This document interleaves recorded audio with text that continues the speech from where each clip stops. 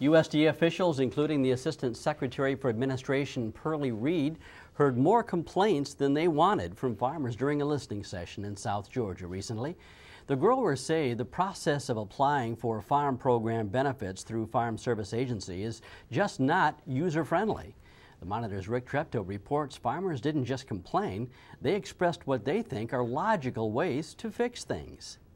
These USDA officials, led by Assistant Secretary of Agriculture Pearlie Reed, joined Georgia Farm Services Agency Executive Director Hobby Stripling at this listening session at the Rural Development Center in Tifton. The agency staffers expected to hear complaints about the delivery of the FSA programs to farmers, but just not so many. Nor did they expect the severity of the problems. Farmers who had received the special Level 2 computer security clearance were even more frustrated. First thing I noticed when I went to the web page was trying to figure out where I wanted to go. When I finally got to the link I wanted, figure out how could I find out, my information. I never thought that it would be under custom statement. I thought I was a farmer. And I went on this morning to see if anything had changed, and I have it right here. I have absolutely no information on here. It says it's temporarily unavailable as of 2005-1109. Now, guys, I don't work for the Department of Defense. Changing my password every 30 days is it's ridiculous.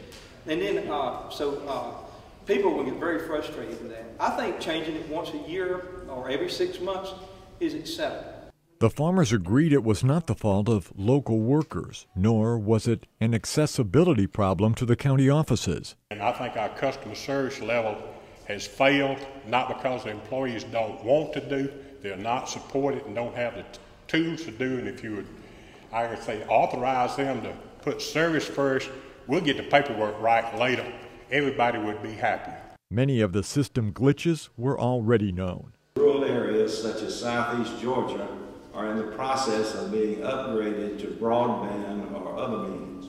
Currently, dial-up is the only option to connect to the internet. Some cotton, wheat, peanut, and soybean growers like Gene Roney need the farm programs to produce our food economically. I think the FSA should approach it as a business model. I go to Amazon.com to buy stuff because it's simple. I understand it. I know what I'm looking for and I can easily find it.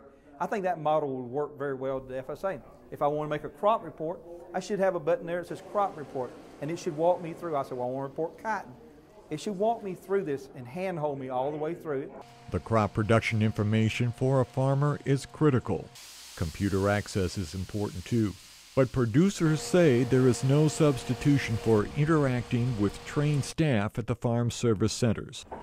I can get some of that information that they would have to stop what they're doing and they could get it for me, or I could go online on the computer and get that information myself.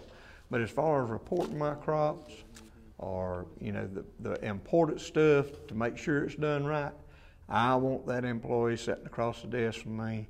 I want to sit there and tell them. I want them to put it in the computer. I want them to print it out. When I talked with Secretary Vilsack, he's going to be very upset.